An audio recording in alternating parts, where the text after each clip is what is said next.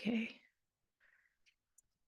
Hello, welcome to the Nurture Pod. My name is Iris Sullivan Dare, and I'm here with the beautiful Ginger Edwards. And this is the place where we explore that expansive space between what is and what is possible.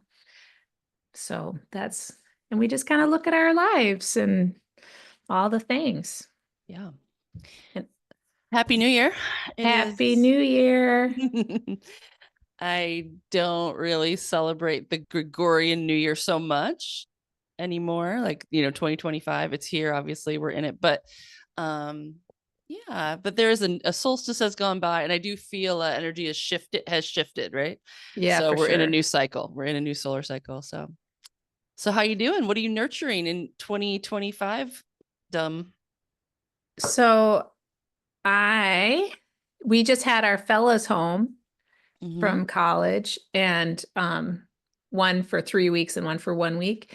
And we realized that we've always had jobs that were weren't really like you have the holiday off, but we're both working in the school system calendar. And so literally, I think the first time in the boys' life that we had more than just Christmas Day off. And wow. or like more than just like, or we were doing a market. So if even, you know how that is, you're not like, when you're not at the market, you're still like madly making stuff or whatever. Mm-hmm. So it was kind of interesting. We just like cooked a lot of really good food. We had some family people over, like, people that the boys wanted to make sure they saw while they were home, and just, yeah, it was a very, yeah, like I haven't really done that in my adult life, honestly. That's amazing. How did it feel? How did it It feel in your nervous system? I definitely can feel that my nervous system is in a different place than having spent like the last 2 weeks of the year being, kind of amped up. So I definitely feel like in a more regulated, and then it's like you realize, oh my gosh, I was so like so turned up. Yeah. And yeah, at some point I want to talk about the miraculous thing yesterday, but how are you doing? Oh, okay. I'm good. I think I'm just gonna announce it, Iris. I was holding off, Yeah. but I think it's the New Year's time. For those of you who don't know, I am planning to sell my land pretty soon this spring and embark on a big new adventure in life. And I've been knowing I'm gonna do this for a while, but it's just been interesting to like as 2025 or 2024 was ending out, I really just was like, I couldn't motivate myself to do anything. Like I was like, I'm just gonna rest and like really, really sink into taking in this last part of this year. It's like this is my last moment solstice here in this property, and I've been here for so long, and about a decade. And it just felt amazing, like you just said, to just no Christmas sales, no hustling, no nothing. And I had plans for New Year's Eve, and I got a little sick, so I was like, I'm not doing those either. And I just was super chill, and it was such a gift. Like I really needed it. I needed to just dial out of that whole thing and just relax and enjoy it. And then as soon as like we hit this week, really, it was like when the sun started to peak out on Monday. I felt that rest period like was like the fuel I needed to all of a sudden, like all I wanted to do was like, let's get this party started. Like, let's get out of here. Like, let's clean this place up. Like, it's like, so I've been outside working on my property, just cleaning everything up, really physical work. So it feels good because I used to be a farmer and I like physical work, but I'm also like super sore and out of shape. So I'm like kind of wrecked at the same time, but it feels good to finally, like cleaning out hoop houses that I haven't cleaned out in years, like pulling all the pots and stuff and shaking out the ground tarps. And I mean, really cleaning them, like giving them the complete once over and making them look like new again. And it's kind of exciting, like when you reset Yes. everything like this. And I know you had a similar experience because you sent me a photo of your laundry room, but it was that same energy. It's like resetting, and it's like clean and new. And it's like this really And it's weird for me because I am resetting it for someone else. But when I took the property on, and I think almost every apartment or property I've ever had, it feels like I always move into somebody else's mess, or I have to do a lot. Like there's a big remodel or a big build out or something. It's just been my experience for a while. And I just really want to gift the next person like this really clean, energetically clean space, with like it just ready to go and it's like fresh energy. And that feels really good to be thinking of that for someone else, like to gift that to them and to not be, cleaning up somebody else's mess when you get something, like just have it all. And then of course there's a big catharsis going on as I wind everything up and, you know, it's Well, and powerful. also like all of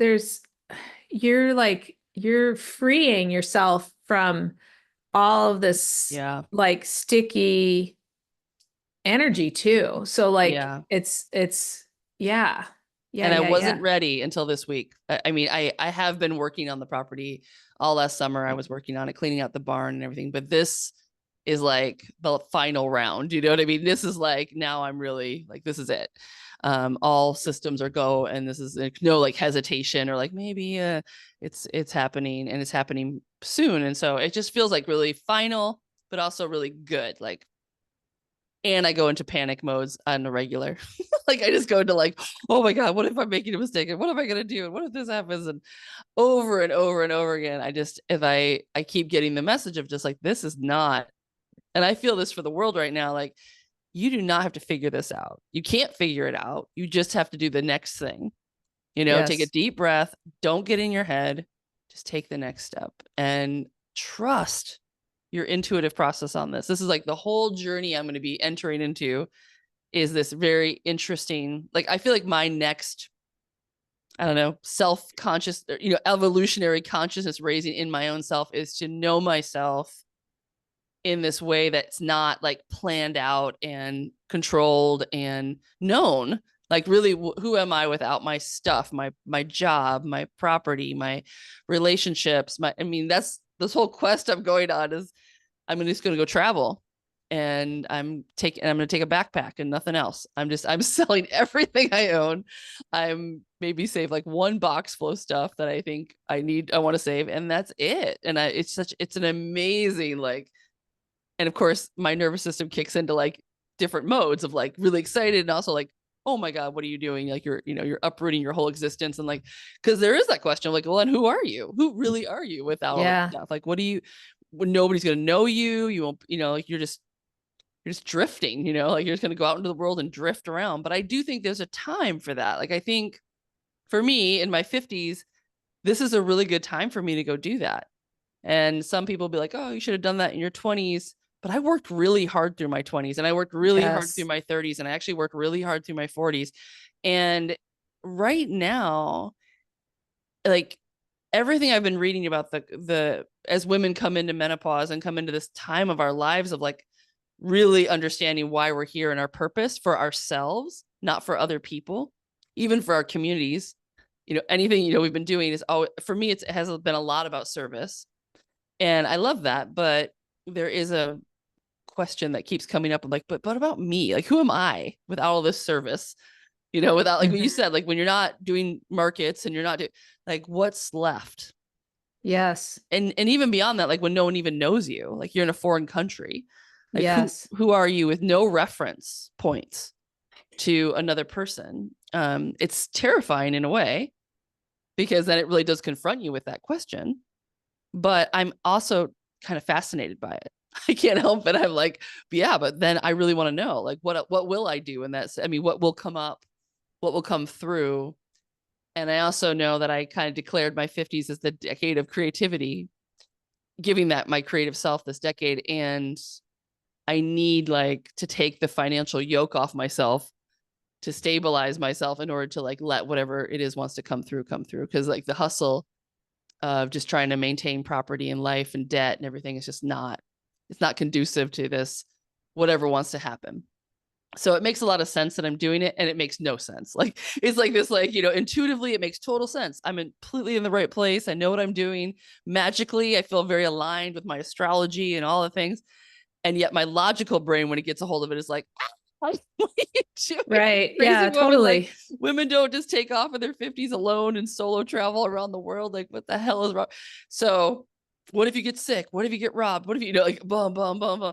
And when I go to those spaces, I'm start to get like, and then I just have to come back and be like, whoa, this is not, you're already on your journey. This is part of it. You have to like Yeah. not get in your head. Like, it's not about your head. It's just about trusting the other side of you that knows this is the path. So it's a big moment, but it feels good. I do feel good, especially this week. I've something clicked. Like, I got out of my head and I got into action mode, and it just feels, the more I clean and clear, and like it feels more and more aligned. So that feels good. So there's my And big it's announcement. and it's huge. It's huge. It's huge. Like It's it's huge. like a huge hinge point. It's a huge pivot point Yes. for your person. Yes. For my evolution, this is a big leap, but it feels like I'm ready. It feels at some soul level like this is, yeah. I'm part of me knows what I'm doing. And then part of me has Yes. no, like, I don't know where I'm going. I don't have a plan. Like, I don't have an itinerary. People are like, how long are you going to go? I'm like, I don't know. I'm just going to, what keeps coming through is just go. And then it'll start showing up. Like, it really is trust. Like, just hit the road. You'll meet the person. You'll find boom, boom, boom. It'll start to appear, but you don't get to know in advance. You don't get to sit in the Halem and make a plan. It's just not. Well, and there's that I had a friend talk about travel when you're floating on chance, Mhm. right? And like there's because you can have like everything planned out to a T, even if you're Mm, like a tour company, right. and travel is unpredictable, It totally is. Yep. like Tully are is going to school in Kentucky, right? Every time he has to leave here to get there, there's so much flux. And that's not even like going to another country, Right. right? And Yeah. it's like flights get changed or canceled, like, and like, so this is his 11th trip between Oregon, going back and forth, because, like, back, like 11th leg, not Yeah. 11th round trip. And yeah, like, anyway, so I guess what I'm saying is, I think there's a wisdom in recognizing that it's like being open to what is opening before you is a totally legit way to travel. And in fact, And live, really. and live really. And Yeah. when you are traveling, when you're like, I have to be here by this time, it's like it's yeah. Well, it's interesting because most times when you're traveling, you're trying to like get somewhere, see a bunch of stuff, and then go home. There's like a limited time frame. So this is a very interesting moment of just going forth and being like, I kind of have as much time as I want, and I'll have as much money as I want, as I need, from the sale of the property. And I have never in my whole existence been offered those two things. I mean, it's a huge privilege. And also, like, yeah, it's again, like, there's these two, like, so you can just go and do whatever you want. And it really does put it in your lap. Like, so what do you want? Yes. And I don't, and the part of me is like, I'm not even sure until I go and start to tap into that part of myself. I feel I've just been in so much in the culture of doing and responsibility and taking care of things and making sure things happen, and so many things have needed my attention that even if I wanted an off hour, be like, yeah, what do I want to do right now? It's never like, this is my life. Or this is my whole day. Even it's like, this is what I can do in this moment, Yeah. you know, and it's like the idea of self-care. Like, you have this little moment versus a very different like experience of spiritual, because I'm calling it my spiritual pilgrimage or my spiritual journey. And I really am going to kind of discover, yeah, like who I am right now at 51. A lot of things have happened to me. I'm not the same as I was, but I haven't really tested it out. I haven't gotten out of my comfort zone of living in this little tiny town for 25 years, and everybody I know here, and it's all beautiful, it's also like this whole medicine, and I probably talk about this in other podcasts, but like of letting go, of course, in the good times, like letting go on purpose when there's nothing really wrong. Like when things are really Yes. comfortable, really good, really solid, really known, to let go then is a really interesting experience. And I've definitely been working that edge of, it's very, I think it's really good for us to do things, but it's not easy. It's like, because your brain is always going to offer you like, but what? Like I walk on the beach at night, in sunset tonight, walking my dog. I'm like, God, it's gorgeous here. It's so beautiful. And Yes, I think, yes, so it's not about, oh, I don't like this, I'm going towards this. I don't know what I'm going towards. And I like this just fine. So yes. it's weird. It's like, I'm also being driven by this other thing that's like, yeah, but this isn't where you're supposed to be anymore.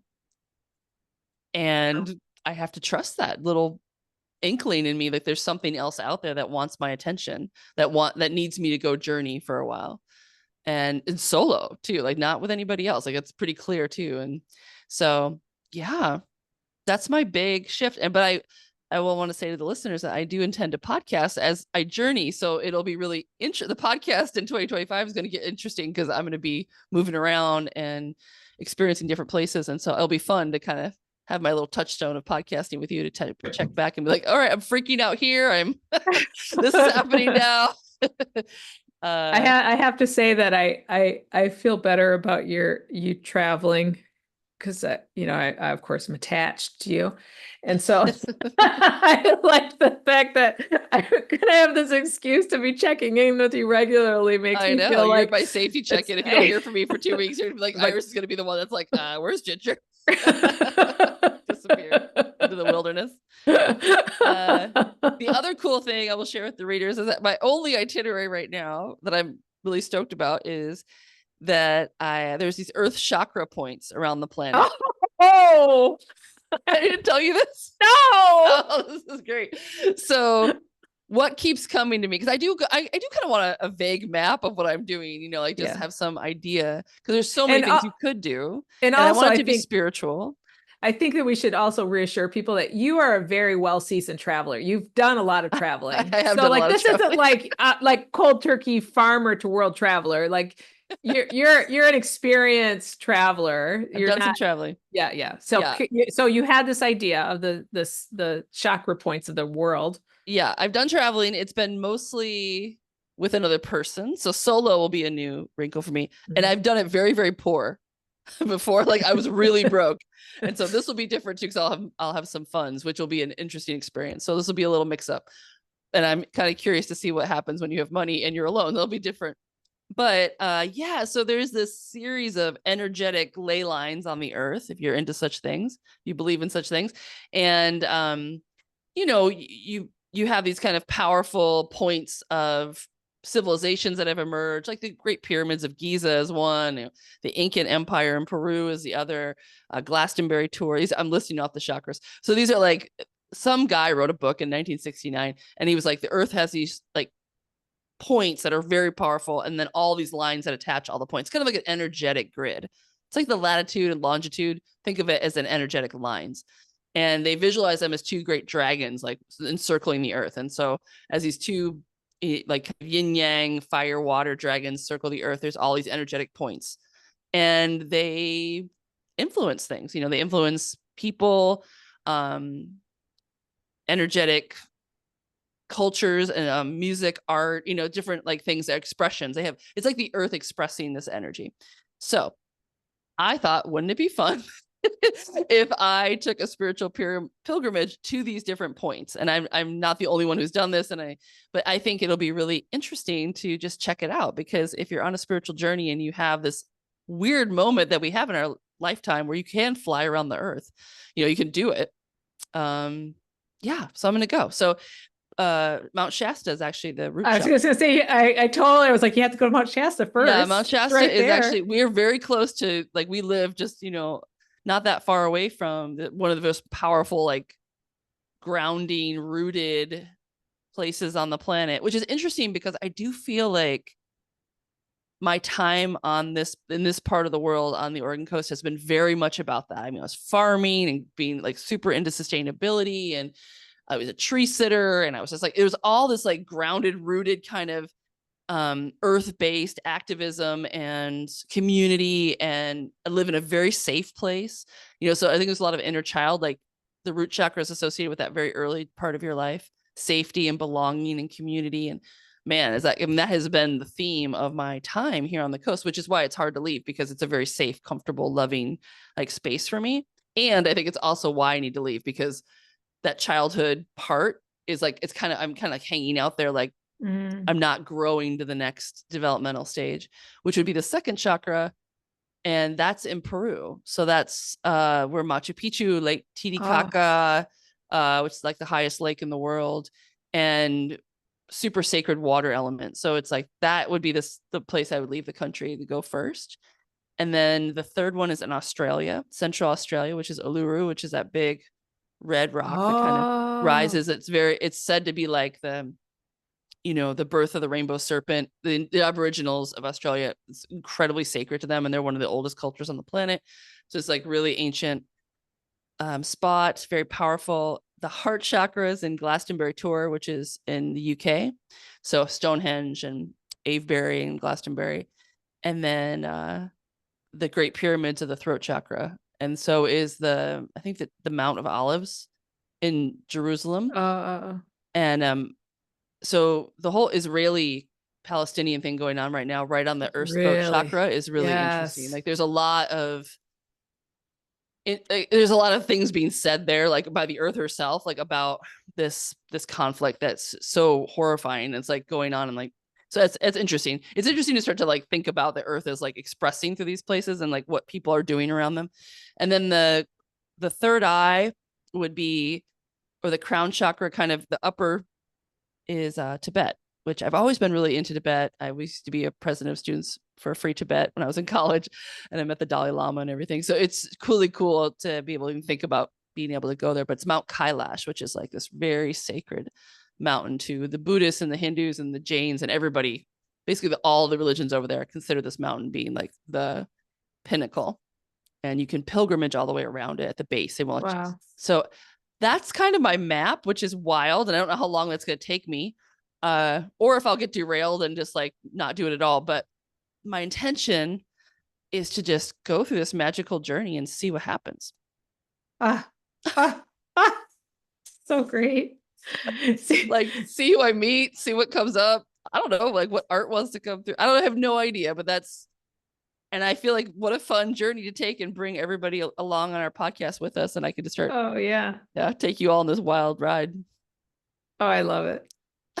It's so, and you know what I also super love is like, I like traveling, but I don't have the wanderlust. Like that's, and I've done a small amount of traveling, but like, and I've enjoyed it. And but like, I love this for you so much. And I also love that I like that it's going to be a good contrast of like, checking back in with your hermit friend with her cat.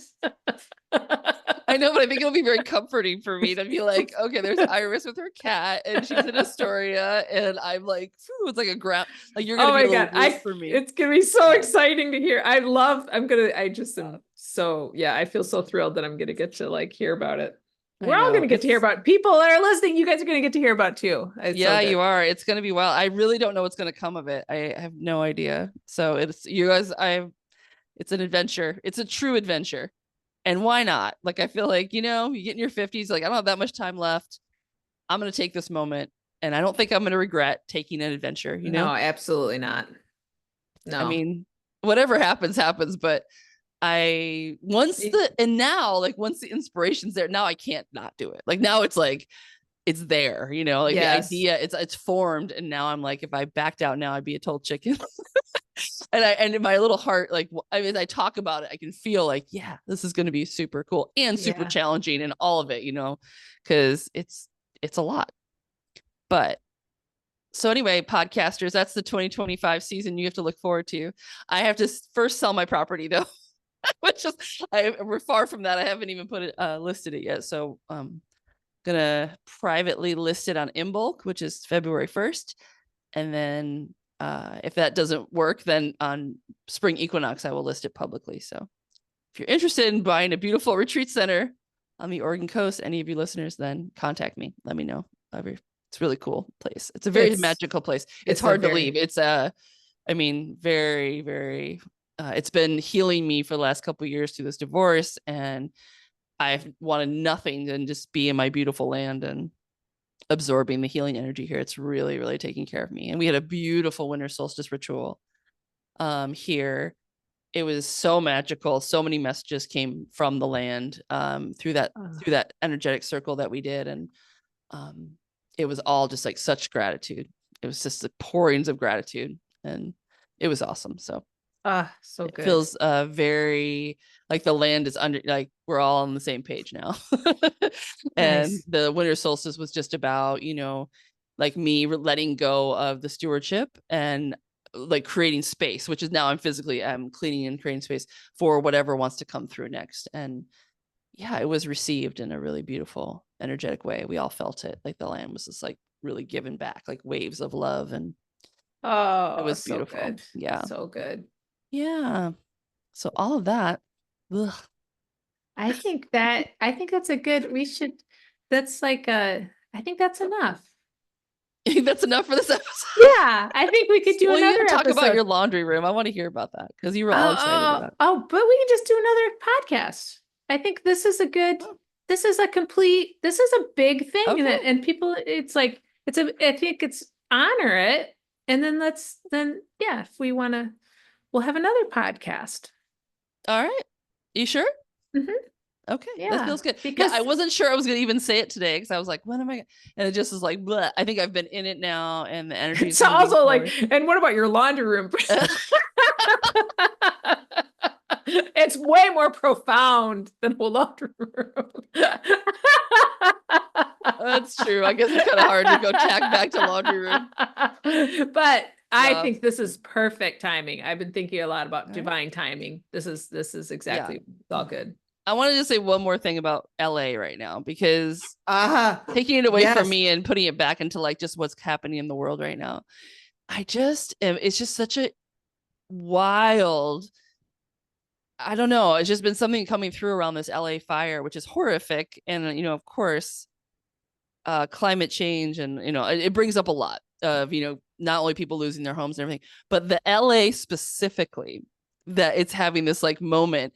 And it's kind of, I was listening to this really, really good podcast called The Emerald, which I highly recommend people listen to. The guy who puts it on is just a poet and a mythologist, and he's great.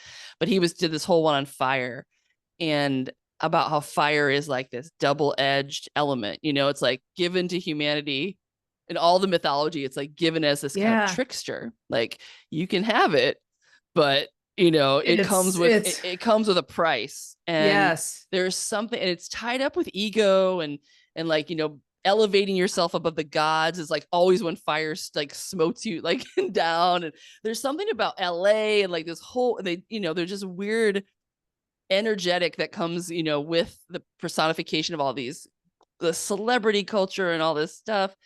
And I don't know, what do you think? It's an interesting moment to see, like, especially where it's burning through is like this $16 million homes, or Yes. Yeah.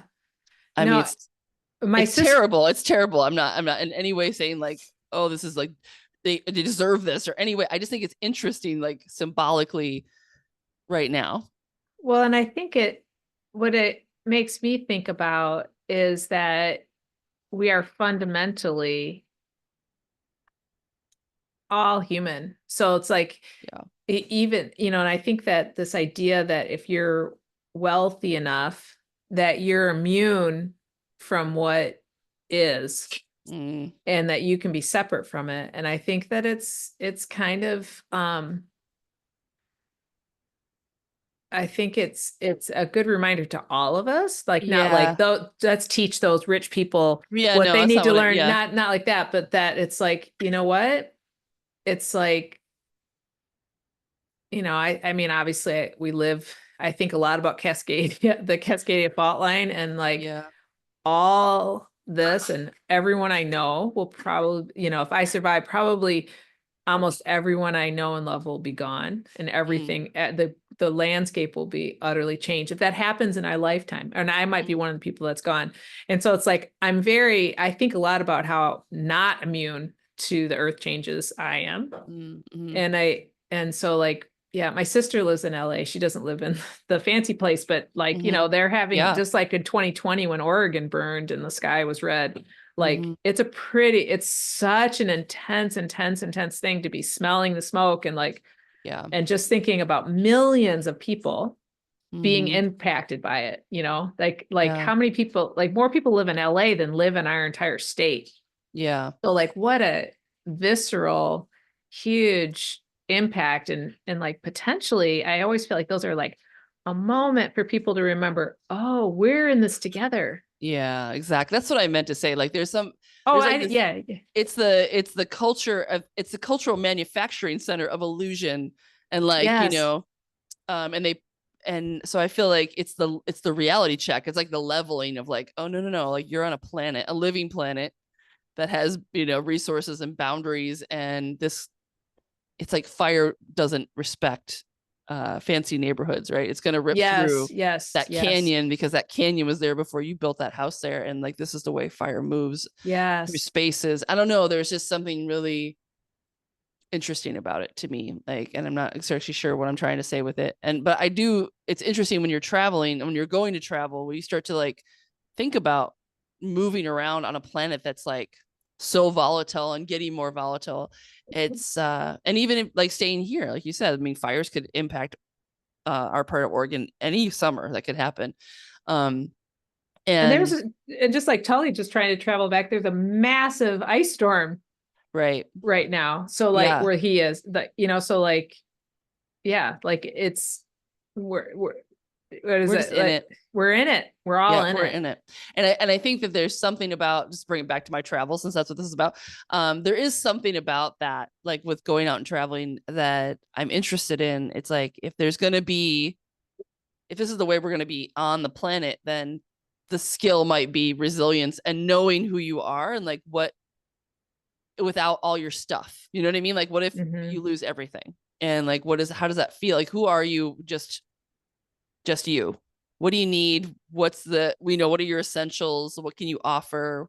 What's your gift that wants to come through? It's tied up somehow with this. And I don't really know. I do think that because when I was looking at the thing about the fire this morning and communicating with my family, because obviously my sister was little flurry of family texting, thinking about the people that I know and love, not family members, but that I know who've had a house burned down, and just thinking like, oh man, like that, what is that? And just also like when the Hurricane Helene, and thinking about North Carolina and like, like that sort of like, when you lose everything, what are you on the other side? And it's like, you're walking into that without having it. It's not like volunteering. It's not a sneak attack. Let's like take out your everything that and like you're like saying, I'm ready to do that work, and without it being, I don't know. There is, I mean, no, it's interesting because it's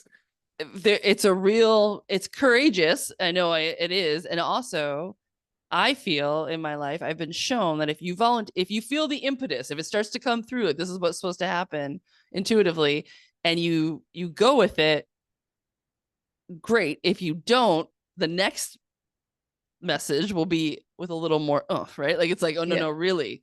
And it might not be, and then all of a sudden you might not have a choice anymore. Like now you really do have to go for some whatever reason, or this really isn't going to work. You can't just stay here, right?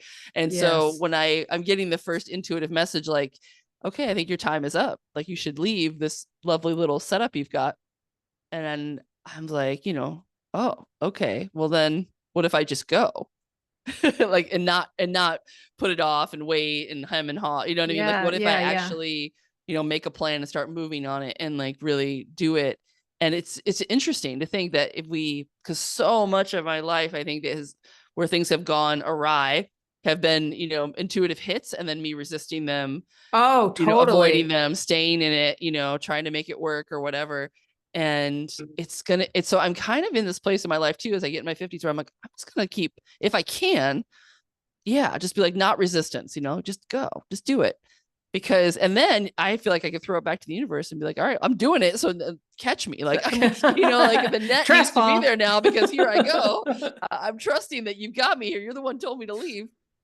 But I do feel like, not only if I know it, that it would drive me crazy that I'm not taking my quest, because I've already, I can't back out now, but that if I did stay, the next thing that would come would be a little harsher. It'd be like, oh no, really, like, we're serious. And I don't want it. It doesn't have to be that way, Right. If you honestly can act, which I can, because I'm in this weird, unique position where I'm like, look at me, even though I didn't know what I was leaving. I've ended businesses, and I haven't picked the next thing. I was already making room in my life, divorce, blah, blah, blah. It's all happened to create this space. And here I am in the space of like, I'm really unattached in a way that I haven't been in decades. Because there's always been something I was embroiled in, and also like interesting other things are just kind of ending in our community. Like, just like things are just that I was associated with, just kind of wrapping up. It's like this cycle is flipping over. And the Irish blessing, may the road rise up to meet you. Yeah. So absolutely. Like yeah. So anyway, I think you're right. We're just going to let that simmer and let people take that message, I don't know, and do with what they want. Think, like, open yourself up to, like, what is your heart calling for you? It might not be a radical change, but if you just like, what is my heart calling me towards? How can I step toward that? Yeah, and so the fear will come. Like all the voices will be like, "Oh, you can't do that. This, what if this?" Because I know I'm in it right now, and I find that when I lay in my bed at night and those voices are rattling through my head, that I just have to take a deep breath, and just know that there's a part of me that is completely fine with this. Like, it's completely calm, and that part is this like inner light bulb that we've talked about before. Like, the inner light bulb knows exactly what's going on and has no problem with this, and can show up in any situation and just be like herself, like that. And I don't need to worry about being too old, too fat, all the things that go in your head of like, I can't travel. No one's going to like me. What do I do? I'm blah, blah. I don't speak Spanish. Oh, the whole thing. And, and you just go, like, what if you just go and just show up as you are? And, because that's all you can really do in life. That's all you can really do. That's all we're really doing. And we don't know. And also we don't know. It's all, we don't know how long we got. You gotta, yeah. You gotta go. I mean, or you don't have to go, but I'm just saying, like, it's interesting I think we're all getting invited in different layers. Like, we're all these invitations come. And yes, this one right now is a big one for me, but yeah, I think it's good. Like, this is the new year, and Pluto is also done its like shift into Aquarius. Like, things are happening. Like, this is, if you look at the astrology for 2025, it's like all the astrologers are like, this is going to be a big year. So I do feel on point in terms of like changing it all up. It's like, yeah, that's all the energy is there for big changes. And so, yeah, if you're listening, like, what are the invitations maybe that are coming that you're kind of brushing aside because they're not convenient or they won't fit, but just like be aware that these quiet invitations come, and it's intuitive. So it's not like no one knocked on my door and said, you should do this. I mean, literally, it was just like a feeling that started to come over me of like more and more, like, I don't think I'm supposed to stay here anymore. And it was odd. Like, I really was like, but why? Everything's perfect. I have a sauna and a hot tub and a dog. And I mean, I've got all the things I need, my perfect little life. And yet it kept coming, like, I think it's done. Like, you're move on, I'm like, I'd be like, to what? Like, doesn't matter. You don't need to know that right now. Oh my God. Okay. No, it's true. It's like, in that what people are called to, not all of us. I think it's perfect. I'm not feeling called to go on an adventure, but I am being called towards what's next for me. Yeah. And so it's like, yeah, like it's going to look whatever. Yeah. Like, we're not on a super highway. We're all That's right. wandering our little walks through That's right. the wilds, you know? And the truth is you don't get to know. Like, and so I guess part of it's like the big planners get out in the beginning of the year and everybody wants to figure out whether, and it's such a weird thing for me not to do that. Like you were just saying that, you know, talking about you and Kester coming down to do a planning day. And I'm like, I don't even know what I do. Like I opened up this idea of my journal, of my New Year's journal. And I was like, I have no idea where I'll be next year at this time. Like none. And that's not happened to me ever in my whole life. Where Ever. I don't know what country I'm going to be. I don't know who I'm going to be with. I really don't know. That's crazy. Just to Yeah. have it be like that open. You know, Oh it's my just, gosh. but it feels amazing kind of that, you know, and it's just a decision. That's the other thing that's weird. It's like your life just hinges on decisions. Like I just decided, okay, I'm going to do this. And things are moving. Now it's happening. I'm in it now. I'm in the stream, you know? And so I guess just as inspiration, anybody, it's just a decision away. You just have to be like, oh, I'm doing this now, and watch your life change. It's can be big or small, I guess, but it's pretty amazing. So I'm in this kind of amazing moment. A little shell shocked, but still here I am. That's great. Thanks. Yes. Thank you. And I am actually really looking forward to podcasting through it because I do think it'll be grounding for me to touch back in with my little safe root zone, which is the North Coast and you and my friends here.